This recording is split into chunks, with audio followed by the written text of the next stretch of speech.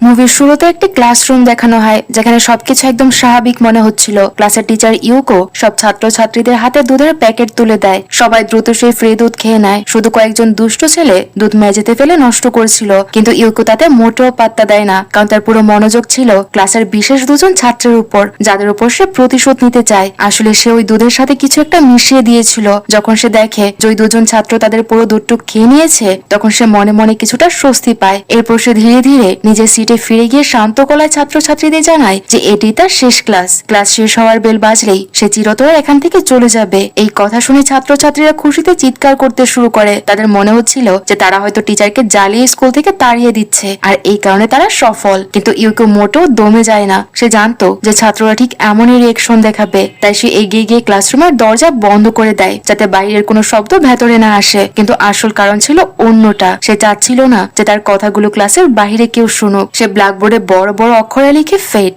চকের কর্কশ আওয়াজে পুরো ক্লাস একদম নিস্তব্ধ হয়ে যায়। ইউকো ডায়াস থেকে নেমে এসে তার জীবনের শেষ পাঠ শুরু করে। সে সবাইকে বলে যে আজ আমি তোমাদের বলবো জীবনের উদ্দেশ্য আসলে কি। বিষয়টি বোঝাতে সে নিজের জীবনের একটি গল্প বলা শুরু করে। সে জানায় যে বিয়ের কিছুদিন পরেই সে জানতে পারে তার স্বামী তার সাথে প্রতারণা করছে, আর সেই সূত্রে তার স্বামী এইডসে আক্রান্ত হয়েছে। যখন ইউকো এই খবর পায় তখন সে প্রেগনেন্ট ছিল। এর ফলে তাদের সংসার ভেঙে যায়, কিন্তু ইউকো তার কন্যা সন্তানের জন্ম দেয়। এই কথা শোনা মাত্রই ইউকোর সবচেয়ে কাছে বসা মেয়েটি ভয়ে দম বন্ধ হয়ে আসে, কারণ তার ভয় হচ্ছিল যে বাতাসের মাধ্যমে হয়তো সেও এইচআইভি ভাইরাসে আক্রান্ত হবে। পেছনের মেয়েটি টিচারকে অভিশাপ দিতে শুরু করে আর বলে যে তাদের এখনই স্কুল থেকে চলে যাওয়া উচিত। তখন ইউকো শান্তভাবে বোঝায় যে এইডস বাতাসে ছড়ায় না, এমনকি হাত মেলালেও এর কোনো ঝুঁকি নেই। সে বলে আমি ভাগ্যবান ছিলাম, আমি এইডস থেকে বেঁচে গেছি, আর সে কারণে আমার মেয়েও সুস্থভাবে জন্মেছিল। তার এই কথা শুনে ছাত্ররা স্বস্তির নিঃশ্বাস ফেলে, কিন্তু ইউকোর পরের কথাটি সবাইকে পাথর করে দেয়। সে বলে যে কয়েক মাস আগে তার মেয়ে মারা গেছে, কিন্তু তার মৃত্যুর কারণ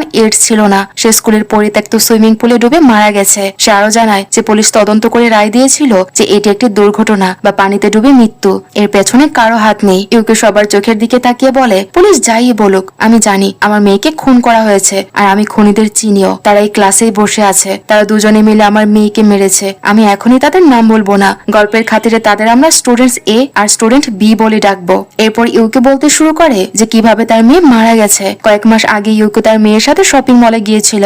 সেখানে একটি খরগোশের ছবিওয়ালা মানি ব্যাগ দেখে তার মেয়ে সেটি কেনার জন্য বায়না ধরে, কিন্তু হাতে পর্যাপ্ত টাকা না থাকায় ইউকে তাকে পরের মাসে কিনে দেওয়ার প্রতিশ্রুতি দেয়। কাকতালীয় ভাবে স্টুডেন্ট এ তার মায়ের সাথে সেখানেই ছিল, আর সে সবকিছু শুনে ফেলে। পরদিন স্টুডেন্ট এ ঠিক একই রকম একটি মানি ব্যাগ কিনে ইউকের মেয়েকে উপহার দেয়। স্টুডেন্ট বিও তখন তার সাথেই ছিল। তারা ছোট মেয়েটিকে মিথ্যে বলে ব্যাগটি ধরিয়ে দেয়, কিন্তু মেয়েটি ব্যাগটি হাতে নেওয়া মাত্রই প্রচন্ড ইলেকট্রিক শক খায়। আসলে এই ব্যাগের ভেতর একটি বৈদ্যুতিক যন্ত্র বসানো ছিল যা শক দিতে পারে, যদিও সেই শকটি ছিল খুব সামান্য, যা থেকে কারো মৃত্যু হওয়া অসম্ভব। কিন্তু এটি দেখে স্টুডেন্ট বি ভয় পেয়ে যায়। সে ভেবেছিল যে মেয়েটি বোধহয় মরে গেছে। স্টুডেন্ট জানতো যে মেয়েটি মরেনি, সে শুধু অজ্ঞান হয়েছে। কিন্তু বি এতটাই আতঙ্কিত হয়ে পড়ে যে পুলিশের ভয় আর বাবা মায়ের বকুনি থেকে বাঁচতে সে অচেতন মেয়েটিকে পাজা কোলে করে সুইমিং পুলে ফেলে দেয়, যাতে সবাই ভাবে যে এটি একটি দুর্ঘটনা। আর মেয়েটি সুইমিং পুলের পাশ দিয়ে যাওয়ার সময় কোনোভাবে হয়তো পা পিছলে এর মধ্যে পড়ে গেছে, আর এতেই তার মৃত্যু হয়েছে। এখানে তাদের নাম কোনোভাবে আসবে না। ইউকো দীর্ঘশ্বাস ফেলে বলে স্বীকার করতে হবে যে বির পরিকল্পনাটা খুব নিখুঁত ছিল।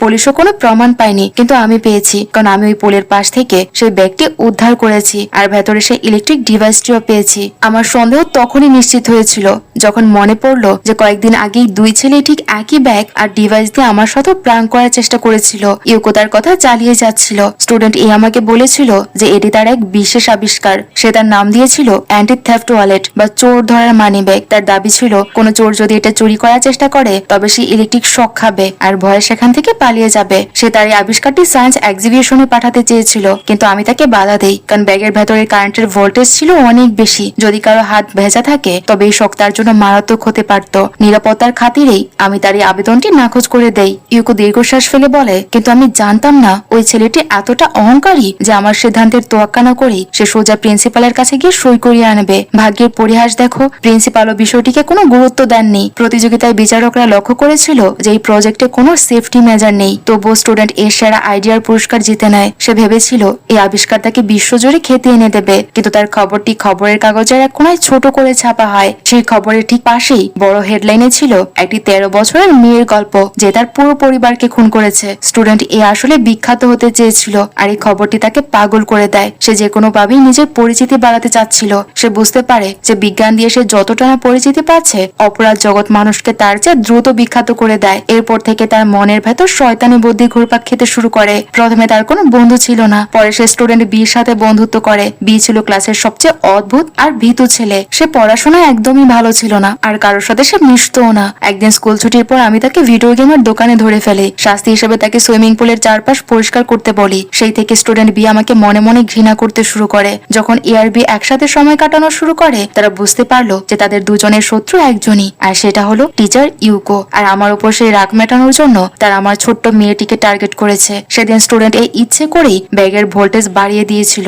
যাতে আমার মেয়ে মারাত্মক শক পায়। ইউকে এবার ক্লাসের সবার দিকে তাকিয়ে বলে, এই পুরো গল্পের সারমর্ম হলো এই ক্লাসেই বসে আছে সেই এ আর বি যারা আমার মেয়ের উপর পাশবিক অত্যাচার করেছে। আমি তাদের উপর প্রতিশোধ নিতে চাই। আমি সবকিছু আইনত করতে চেয়েছিলাম আর কেসটি পুনরায় চালুও করেছিলাম, কিন্তু পরে জানলাম যে জাপানি আইন অনুযায়ী 14 বছরের নিচের বাচ্চাদের কোনো কঠোর শাস্তি হয় না। তাদের বড়জোর সংশোধনাগারে পাঠানো হয় আর খুব দ্রুত ছেড়েও দেওয়া হয়। আমি জানতাম ওই দুজনের জন্যই সামান্য শাস্তি যথেষ্ট নয়, কারণ তারা মানুষ নয়, তারা পুরো সাইকো হয়ে গেছে। তারা নিজের পরিচিতি বাড়ানোর জন্য আরো যে কোনো ভয়ানক কাজ করতে পারে। আমি একজন শিক্ষক, তোমাদের মানুষ করে আমার দায়িত্ব, তাই আমি নিজেই তাদের শিক্ষা দেওয়ার দায়িত্ব নিয়েছি। আমি এক অভিনব পরিকল্পনা করেছি। আমি আমার স্বামীর HIV পজিটিভ রক্ত ওই 2 ছাত্রের দুধের প্যাকেটে মিশিয়ে দিয়েছি। আমি নিজের চোখে তাদের সেই দুধের শেষ বিন্দু পর্যন্ত পান করতে দেখেছি। খুব শীঘ্রই তারা HIV ভাইরাসে আক্রান্ত হবে আর তাদের এইডস হবে। তারা ধুকে ধুকে ভয়ানক কষ্ট পেয়ে মরবে। তার এই কথা শুনে পুরো ক্লাস তখন স্তব্ধ হয়ে যায়। সবাই বুঝতে পারে যে ইউকি কার কথা বলছে, কারণ ওই আবিষ্কার কে করেছিল আর তার বন্ধুকে তার সবার জানা। ইউকো সরাসরি নাম না বলে ওই 2 ছাত্রকে উদ্দেশ্য করে বলে, তোমরা মনে করে প্রতি 3 মাস অন্তর রক্ত পরীক্ষা করাবে। HIV ভাইরাস ছড়াতে 2 থেকে 12 মাস সময় লাগতে পারে। এই সময়টুকু তোমরা তোমাদের অপরাধের কথা ভেবে অনুশোচনা করার জন্য পাবে। কথা শেষ হতে না হতেই ক্লাসের বেল বেজে ওঠে। ইউকোর শেষ ক্লাস শেষ হয়, কিন্তু তার প্রতিশোধের খেলা সবে মাত্র শুরু হয়। কয়েকদিন পর নতুন সেমিস্টার শুরু হয় আর একজন নতুন তরুণ শিক্ষক তাদের ক্লাসে জয়েন করে। সে ইউকোর মতো গম্ভীর ছিল না, বরং সবার সাথে খুব দ্রুত মিশে যায়। সে লক্ষ্য করে যে ক্লাসের সবাই নিয়মিত আসছে, শুধু একজন ছাত্র টানা ছুটিতে আছে। ছাত্ররা জানায় যে তার নাম নাও, অর্থাৎ স্টুডেন্ট বি, আর সে প্রচন্ড মানসিক চাপে আছে বলে স্কুলে আসছে না। টিচার ছাত্রদের বলে যে বন্ধুদের বিপদে পাশে দাঁড়ানো উচিত, তাই সে সবাইকে দিয়ে প্রার্থনার চিরকুট লিখিয়ে নেয় আর নাওয়ের বাড়িতে যাওয়ার সিদ্ধান্ত নেয়। নতুন টিচার আর ক্লাস মনিটর হাল ছাড়ে না। তার প্রতি সপ্তাহে নাওয়ের অর্থাৎ স্টুডেন্ট বির বাড়িতে যেতে শুরু করে যাতে তাকে বুঝিয়ে স্কুলে ফিরিয়ে আনা যায়, কিন্তু প্রতিবারই নাওয়ের মা কোনো না কোনো ভাবে তাদের বিদায় করে দিত। সে নাওয়ের সাথে কাউকে দেখা করতে দিত না, এমনকি ভেতরে কি হচ্ছে তাও কাউকে জানাতো না। এদিকে ইউকোর শেষ ক্লাসের পর থেকে নাওয়ের জীবন পুরোপুরি বদলে যায়। সে সবসময় নিজেকে ঘরের মধ্যে আটকে রাখতো। তার মনে এক অদ্ভুত সূচিবায়ু চেপে বসেছে। সে যে জিনিসই ছুঁত সেটাকে শতবার করে পরিষ্কার করত, কিন্তু অবাক করার বিষয় হলো সে নিজে একদম গোসল করতো না। নাওয়ের এই অবস্থা দেখে তার মা ভীষণ চিন্তিত হয়ে পড়ে। ছেলের এই নোংরা অবস্থা সে একদমই সহ্য করতে পারছিল না, তাই একদিন সে নাওকে ঘুমের ওষুধ খাইয়ে দেয়। নাও ঘুমিয়ে পড়লে তার মা তার চুল আর নখ কেটে দিত আর তাকে ভালো করে গোসল করিয়ে পরিষ্কার জামা পরিয়ে দেয়। নাও যখন ঘুম থেকে উঠে নিজেকে এমন পরিষ্কার অবস্থায় দেখে সে পাগলের মতো চিৎকার করতে শুরু করে। তার শরীরে সেই পরিচিত গন্ধ চলে গেছে, চুলগুলো ছাটা, ঘরটাও একদম গোছানো। এসব দেখে সে যেন জ্ঞান হারিয়ে ফেলে। সে চিৎকার করে ঘরের জিনিসপত্র ভাঙচুর করতে শুরু করে। তার মা তার এই ব্যবহারে কিছুই বুঝতে পারছিল না যে সে কেন এমন আচরণ করছে। নামের মা খেয়াল করে যে স্কুল থেকে কোনো টিচার বা ছাত্র এলেই নামের এই রাগের মাত্রা বেড়ে যায়। সে জানতে চায় যে কেন না ওই চিরকুটগুলোকে এত ভয় পায়। সে যখন সব চিরকুট একসাথে সাজায় তখন সত্যটা দেখে তার রক্ত হিম হয়ে যায়। প্রতিটি চিরকুটের প্রথম অক্ষরগুলো পাশাপাশি সাজালে একটি বাক্য তৈরি হয় আর সেটা লেখা ছিল যে খুনি মরবে। ভয়ে কাঁপতে কাঁপতে সে নাওয়ের কাছে গিয়ে সত্য জানতে চায়। এবার নাওয়ার কিছু লুকায় না, সে ইউকোর মেয়ের খুনের পুরো সত্যটা তার মাকে খুলে বলে। সে স্বীকার করে যে আমি যখন মেয়েটিকে পুলে ফেলে দেওয়ার জন্য কোলে তুলেছিলাম তখনই সে চোখ মেলেছিল। আমি জানতাম যে সে বেঁচে আছে, কিন্তু আমার ভয় হচ্ছিল সে সবাইকে আমার নাম বলে দেবে। শুধু নিজের ভাবমূর্তি ধরে রাখতে আর বন্ধুদের কাছে বিষ আসতে আমি জেনে শুনে ওকে পানিতে ফেলে দিয়েছিলাম। ছেলের মুখের এই স্বীকারোক্তি শুনে তার মায়ের পায়ের নিচ থেকে যেন মাটি সরে যায়। তার 12 বছরের ছোট্ট ছেলেটি একজন খুনি, এটা সে কোনোভাবেই বিশ্বাস করতে পারছিল না। কিছুদিন এই মানসিক যন্ত্রণায় কাটার পর সে এক চরম সিদ্ধান্ত নেয়। সে ভাবে যে সমাজে এমন পাপ ছড়িয়ে দেওয়ার চেয়ে নিজের ছেলের সাথে নিজেও মরে যাওয়া ভালো। সে তার স্বামীর জন্য একটি চিঠি লিখে ছুরি হাতে নেয় আর নামের ঘরে ঢুকে রোজকার মতো ছেলেকে আদর করে জড়িয়ে ধরে আর হঠাৎ করেই তার বুকে ছুরি বসিয়ে দেয়। কিন্তু ছুরিটি পুরোপুরি ভেতরে ঢুকেনি, নিজের মা তাকে মেরে ফেলতে চাইছে। এই চিন্তা নাওকে পশুর মতো হিংস্র করে তোলে। সে রাগের মাথায় নিজের বুক থেকে ছুরিটি বের করে তার মায়ের উপর ঝাঁপিয়ে পড়ে আর তাকে কুপিয়ে সেখানেই মেরে ফেলে। রক্তমাখা হাতে যখন নাওয়ের হুঁশ ফিরে সে দেখে যে সে নিজের মাকেও খুন করে ফেলেছে।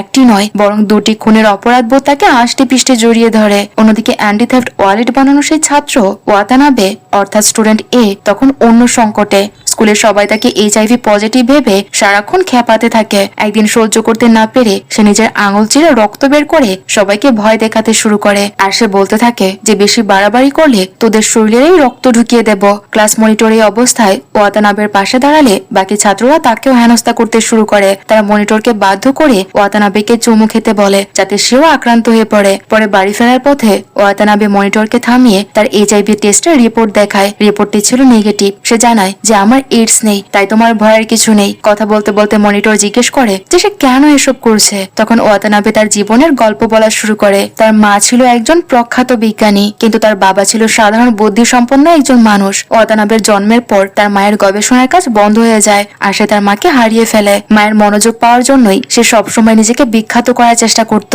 যা শেষ পর্যন্ত তাকে এক অন্ধকার পথে নিয়ে গেছে। ওয়াতানাবে বলতে থাকে, আমি যত বড় হচ্ছিলাম মা ততই তার সিদ্ধান্তের জন্য আফসোস করতে শুরু করে। সে আমাকে একজন অতি সাধারণ মেধা সম্পন্ন শিশু হিসেবে গণ্য করত আর কিছুতেই মেনে নিতে পারছিল না যে তার মতো একজন বিখ্যাত বিজ্ঞানীর সন্তান এত সাধারণ মস্তিষ্কের হবে। সে চাইতো তার সন্তান যেন তার থেকে বড় মাপের কোনো বিজ্ঞানী হয় আর বড় কোনো কিছু আবিষ্কার করে সে পুরো পৃথিবীকে তাক লাগিয়ে দেয়। সে চাইতো যে খবরের কাগজের প্রথম পৃষ্ঠায় তার সন্তানের বড় বড় আবিষ্কারের কথা লেখা থাকুক আর সে সবার কাছে পরিচিত হোক। কিন্তু সে তার মার ব্রেন নয় বরং তার বাবার সাধারণ মস্তিষ্কের মতো জ্ঞানটাই পেয়েছিল। এই ঘৃণা থেকেই তার মা তাকে মারধর শুরু করে। তার বাবা অনেকদিন পর এটা জানতে পেরে তার মাকে ডিভোর্স দিয়ে দেয়। তার মা আবার তার গবেষণার কাজে ফিরে যায় আর সে গবেষণায় এতটাই মনোযোগী হয়ে যায় যে সে ভুলেই যায় যে তার একটা ছেলে আছে। ওয়াতানাবে আরো বলে যে আমি আমার মাকে খুব ভালোবাসি। তার মনোযোগ পাওয়ার জন্য আমি এমন সব জিনিস আবিষ্কার করতাম যা মা পছন্দ করবে আর সেগুলো মায়ের অফিসের ওয়েবসাইটে আপলোড করতাম, কিন্তু মা আমাকে কখনোই লক্ষ্য করেনি। এমনকি যেদিন শুনলাম আমি HIV আক্রান্ত দুধ খেয়েছি সেদিন আমি কাঁদিনি, বরং খুশিতে বাথরুমে গিয়ে হেসেছিলাম। ভেবেছিলাম এবার অন্তত অসুস্থ ছেলের খবর পেয়ে মা আমাকে দেখতে আসবে, কিন্তু 3 মাস পর টেস্ট রিপোর্ট নেগেটিভ আসে। ওয়াতানাবে আরো জানায় যে মনোযোগ পাওয়ার জন্য সে তার আবিষ্কার দিয়ে পশুদের উপর অত্যাচার শুরু করে আর সেই ভিডিও আপলোডও করত।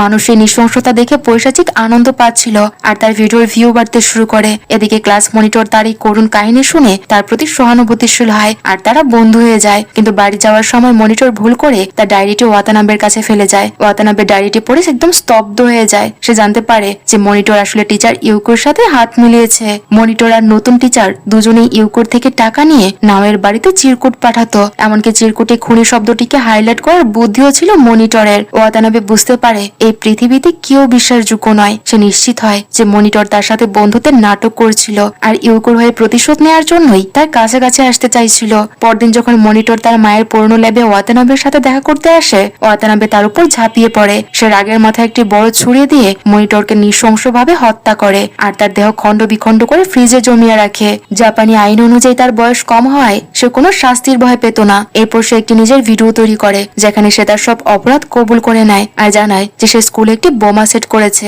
সে চায় এই ধ্বংসলীলার মাধ্যমে তার মা অন্তত জানুক যে তার ছেলে কোনো অযোগ্য সন্তান নয় বরং একজন মেধাবী বিজ্ঞানী। পরদিন স্কুলের বার্ষিক অনুষ্ঠানে নিজের বক্তব্যের পর ওয়াতানাবে মোবাইল ফোন দিয়ে বোমার সুইচ টিপে দেয়, কিন্তু তার বোমায় কিছুই ঘটে না। সে অডিটোরিয়াম থেকে বেরিয়ে আসতেই তার সামনে ইউকো এসে দাঁড়ায়। ইউকো আগে থেকে ওয়াতানাবের সব মুভমেন্ট ফলো করেছিল আর ওয়েবসাইট থেকে তার বোমার প্ল্যানের কথা জেনে গিয়েছিল। ইউকো আগে স্কুল থেকে বোমাটি সরিয়ে ফেলে আর সব বাচ্চার প্রাণ বাঁচায়। ইউকো ওয়াতানাবেকে এক চরম সত্যের মুখোমুখি করে বলে, তুমি এসব করছো তোমার মায়ের মনোযোগ পাওয়ার জন্য, কিন্তু তোমার মা তোমার নাম পর্যন্ত শুনতে চায় না। আজ সকালে আমি তার কাছে গিয়েছিলাম আর তোমার নাম করে একটু উপহার দিয়ে এসেছিলাম, কিন্তু তিনি সেটা খুলেও দেখেননি। তুমি যখনই বোমার বোতাম টিপলে সেই বোমাটি বিস্ফোরিত হয়েছে তোমার মায়ের অফিসে। তোমার মা যদি তোমাকে একটু ভালোবাসতো আর প্রপার্টি খুলে দেখতো তবে সে জানতো যে ওতে কি আছে, কিন্তু তোমার প্রতি তার ঘৃণাই তাকে মেরে ফেলেছে। আর তোমার নিজের কাজে তোমার জীবনের একমাত্র সম্বল কেড়ে নিয়েছে। যাকে তুমি সব থেকে বেশি ভালোবাসতে, যার মনোযোগ পাওয়ার জন্য তুমি হাজারটা অন্যায় করছিলে, সেই মানুষটা আজ তোমার কাছ থেকে চলে গেছে। ইউকোর এই কথাগুলো ওয়াতানাবের কলিজায় তীরের মতো বিঁধে তার নাক দিয়ে রক্ত ঝরতে শুরু করে আর সে পাগলের মতো চিৎকার করে কাঁদতে থাকে। এভাবেই ইউকোর চরম প্রতিশোধ নেওয়া সম্পূর্ণ হয়। সে সেখান থেকে চলে যায় আর ওয়াতানাবের এই হাহাকারের মধ্য দিয়েই এই মুভিটি শেষ হয়ে যায়। তো এই মুভির গল্পটি আপনাদের কাছে কেমন লেগেছে তা কমেন্ট করে আমাদের জানাতে ভুলবেন না। যদি একটু ভালো লেগে থাকে তাহলে প্লিজ ভিডিওটিতে লাইক করে দেবেন। আর যারা এখনো আমাদের চ্যানেলটি সাবস্ক্রাইব করেননি তারা চাইলে আমাদের চ্যানেলটি সাবস্ক্রাইব করে নিতে পারেন। দেখা হচ্ছে পরবর্তী কোনো ভিডিওতে। সেই পর্যন্ত সবাই ভালো থাকুন আর সুস্থ থাকুন।